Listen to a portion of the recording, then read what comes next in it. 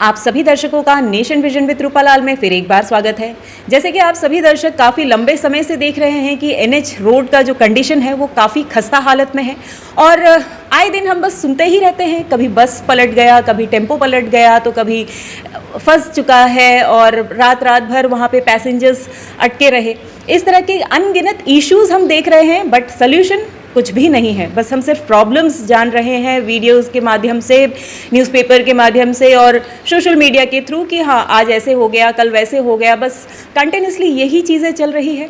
आज हमारे साथ में हिंदू राष्ट्र शक्ति के अंडमान निकोबार विंग के जो स्टेट प्रेसिडेंट है राकेश्वर जी हमारे साथ में हैं और वो भी कुछ आप दर्शकों के साथ साझा करना चाह रहे हैं। रिसेंटली एक हादसा हुआ जो कि काफ़ी हार्ट ब्रेकिंग रहा और उनके परिजन जो थे मृतक के, उन्होंने राकेश्वर जी को संपर्क किया। तो राकेश्वर जी आज हमारे साथ में हैं और सीधी बात हम राकेश्वर जी से करते हैं, जानते हैं कि पूरा माजरा क्या था। नमस्कार राकेश्वर जी। नमस्कार रूपा जी और सभी दर्शक को भी। ये बात है 30 अक्टूबर की। हमने जैसा देखा कि काफ़ी लंबे समय से हमारे पॉलिटिकल पार्टीज़ के लीडर्स जो है, चाहे वो कांग्रेस पार्टी के हो, चाहे बीजेपी के हो, इवन मेंबर ऑफ पार्लियामेंट भी एनएच रोड को लेके काफ़ी स्ट्राइक भी किया है एनएच के रोड के ऊपर पे। और दोनों पार्टी लोग जो है हमेशा इसके ऊपर में बोलते आए हैं कि NH4 बन जाएगी, उनको आश्वासन मिला है। पर हम जो है NH4 तक ही सीमित रह गए। एक्चुअली नॉर्थ मिडिल में जो है वहाँ पे जो लोग रह रहे हैं उनके साथ क्या परेशानी बीत रही है ये किसी ने हाईलाइट नहीं की और ना ही हमारे एडमिनिस्ट्रेशन के समक्ष रखा है। तो इसी तरह एक घटना है जो मैं बताता हूँ, ये 30 तारीख को भी है अक्टूबर की। एक पेशेंट था जो डिगलीपुर में पेड़ काटते वक्त गिर गया था, सीतानगर का रहने वाला है। तो उसके बाद उन्हें जो है रेफ़र किया गया हमारा जीबी पंत हॉस्पिटल। इनको जो बोर्ड के द्वारा जीबी पंत लाया गया और उनके बाद ट्रीटमेंट चली और 29 अक्टूबर को इनका डेथ हो गई। इनका नाम है शिबू जी की डेथ हो गई। उनके साथ जो है उनके रिलेटिव थे। दूसरी दिन जो है इनकी पोस्टमार्टम हुई 30 तारीख को और 11 बजे के करीब हमारे PBMC का मर्चुरी वैन द्वारा इनका डेड बॉडी को इनका रवाना हुआ इनका डिगलीपुर के लिए। अब देखिए रूपा जी, 11 बजे के वक्त बॉडी रवाना हुआ और ये एक दफ़ा 12 टांग के आसपास फंसा, 2 घंटा लगभग कदम तला में फंसा, मतलब रोड में कीचड़ पे। फिर रात को 11 बजे एक वायरलेस टेकरी करके एक जगह है टोगापुर के पास, और वायरलेस टेकरी से ठीक 1 किलोमीटर पहले काफ़ी जंगल है। ये 11 बजे वहाँ पे फंसा और इनका जो टैंक था डीजल टैंक वो लीक हो गया। तो वहाँ से ये परिवारजन जो थे इन्होंने वहाँ का प्रधान विप्लव मंडल जी को फ़ोन किया सीतानगर के कि ऐसा ऐसा प्रॉब्लम में हम फंसे हैं। तो उन्होंने शिवानंद बैरागी जो कि हमारे हिंदू राष्ट्र शक्ति के स्टेट जनरल सेक्रेटरी भी है और टोगापुर का प्रधान भी, उन्होंने जैसी ये चीज़ सुना तो वो रात को 11 बजे के वक्त था ये, वो 11 बजे जो है कहाँ जाएंगे करके वो फिर भी निकले और वहाँ से दुकान वाला को, हार्डवेयर के दुकान वाला को रिक्वेस्ट करे, दुकान खोला वो भी, और फिर एमसिल उनको दिया। शिबू जी वहाँ से आए। वो रास्ता जो है ना बाइक जा सकता है टोगापुर से पर्टिकुलर प्लेस तक, ना साइकिल जा सकता है, कुछ नहीं, बड़ा व्हीकल ही जा सकता है। उन्होंने फिर हमारा SHO माया बंदर मोहम्मद आरिफ जी को फ़ोन किया और उनको सारी घटना का बारे में बताया। मोहम्मद आरिफ जी भी इसको ऑनेस्टली लिए और तुरंत इसके ऊपर एक्शन करते हुए अपना ये जो मीना जी है ये सेकंड ऑफिसर है और उनके साथ एक कांस्टेबल जी को गाड़ी के थ्रू से भेजे। शिबू जी को टोगापुर से पिकअप किया गया। उसके बाद ये पर्टिकुलरली प्लेस वायरलेस टेकरी से 1 किलोमीटर दूर जहाँ ये गाड़ी फंसी हुई थी मर्चुरी वैन, वहाँ तक पहुँचे। करीबन रात की 12:30-1 बज चुकी थी इसके बीच में। वहाँ से टैंक को खाली किया गया क्योंकि लेके गए थे वहाँ से, और उसको एमसील लगाया गया वो टैंक में ड्राई करके, और उनके बाद उसको फिलिंग करके अराउंड अबाउट 3:45 AM मतलब 31st की वो गाड़ी वहाँ से रवाना हुई और ये सीतानगर पहुँची आपका लगभग 6:30 बजे के मॉर्निंग में। तो मेरा ये रिक्वेस्ट है कि देखिए एक डेड बॉडी को आने के लिए 1 दिन से ऊपर लग गई ऐसा सिचुएशन में, तो मेरा रिक्वेस्ट दोनों पॉलिटिकल पार्टी के लीडर्स से, मेंबर ऑफ पार्लियामेंट से और हमारे अंडमान निकोबार एडमिनिस्ट्रेशन के लेफ्टिनेंट गवर्नर साहब और चीफ सेक्रेटरी साहब से है कि देखिए, अगर जब ऐसा रोड की हालत ख़राब है, ये सभी को मालूम है, और जब कोई भी गाड़ी अगर फंसती है तो वहाँ पे जब ये NH की को रोड दिया गया है टेंडर बनाने के लिए, और अगर कोई गाड़ी फंसती है तो NH के लोग वहाँ पे आके वो गाड़ी को निकाले, या फिर एडमिनिस्ट्रेशन के जैसा PWD है, जैसा बड़ा बड़ा डिपार्टमेंट है, उनके लोग को डायरेक्शन दिया जाए कि भाई ऐसा कोई गाड़ी फंसती है तो आप उनको बाहर करिए गड्ढा से ताकि वो पार हो सके। मगर ये देखने में आया कि ऐसा कुछ भी नहीं हुआ। तो मैं ये पर्सनली रिक्वेस्ट कर रहा हूँ पॉलिटिकल पार्टी और MP और एडमिनिस्ट्रेशन की, सर प्लीज़ आप ये पेपर में लिखित रूप में मत दीजिए, आप एक्शन करके दिखाइए। क्योंकि मैं जीता जागता आपको डेट के साथ बता दिया जो मर्चुरी वैन में जो बॉडी गई थी वो कैसा पहुंची है। इसमें पुलिस अगर अब्दुल आरिफ जी की सहयोग नहीं होती, क्योंकि रात को 12 बजे के लगभग, और उनके जो सेकंड ऑफिसर है मीना जी, अगर ये सहायता नहीं करते तो बॉडी वहीं फंसे रहती, फिर नेक्स्ट डे कितने बजे वो पहुंचती ये नहीं पता होता हमें। तो और दूसरी चीज़ अब देखिए ना, जब हम पेशेंट को बाय एयर या बाय शिप मिडिल नॉर्थ से लेके आते हैं ट्रीटमेंट के लिए, और उनके साथ में ऐसा हादसा हो जाता है, तो ये चीज़ हमारा एडमिनिस्ट्रेशन को भी सोचना चाहिए और हमारा पॉलिटिकल पार्टी को भी सोचना चाहिए कि उनको उनके निवास स्थान तक कैसा पहुंचाया जाए। क्योंकि अब जब अगर हेली में तो आप नहीं लेके जा सकते वो डेड बॉडी, चलिए मान लीजिए बोट को रखिए, और आप अभी जैसा NH की हालत ख़राब है, आप कंप्लीटली रोड को बंद करके आप फ्रीक्वेंट आप बोट, जितने काफ़ी बोट है स्पीड बोट, आप उनको सर्विस दीजिए ना। क्योंकि बस में भी लोग जाते हैं तो हालत ख़राब हो जाता है मैडम, और उतने ही लोग जाते हैं जितने बोट में सफ़र करते हैं, तो फ्रीक्वेंट आप रखने से क्या आपका खाली भी हो जाएगी।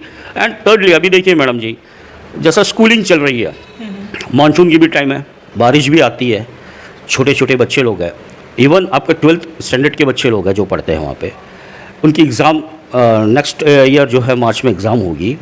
ऐसा रोड की कंडीशन है कि जब बच्चे, गाड़ी ही नहीं जा सकती, बच्चे ही नहीं जा सकते, उसमें कीचड़ है, दलदल टाइप का है, तो वो बच्चे स्कूल कैसा पहुँचेंगे। बीच में तो बच्चों की तरफ से भी कुछ उन्होंने प्रोटेस्ट किया था, हमने देखने को मिला था। बिल्कुल सही आपने, टीचर्स लोग भी नहीं पहुंच पाए थे, गाड़ी फंसी हुई थी, आपका जो नाला था वो बीच में गैपिंग हो गई थी कलवट की, वहाँ पे ये आई थी। देखिए न्यूज़ आती है, लोग अपने तकलीफ का गुहार लगाते हैं, मगर मदद कोई भी एंगल से उनको नहीं मिलती है। तो करके मैं ये सिचुएशन को मद्देनज़र रखते हुए कि बोर्ड एग्ज़ाम भी है, स्कूल्स की बच्चा लोगों की पढ़ाई भी ख़राब होती जा रही है, टीचर्स पहुंच नहीं पा रहे हैं ये प्रॉब्लम की वजह से, इसके ऊपर भी एडमिनिस्ट्रेशन को ध्यान देना चाहिए, कुछ ना कुछ सोल्यूशन निकालना चाहिए। पॉलिटिकल पार्टी को इसमें बढ़ चढ़ के आगे आना चाहिए, और जो हालत ख़राब है NH की उसको सुधारना चाहिए। उनका ऑल्टरनेटिव क्या है सिवा, उसको जो है लाना चाहिए उपयोग में, पर ऐसा हमें दिख नहीं रहा है। बोट जाती है मगर उतना सर्विस नहीं है बोट की।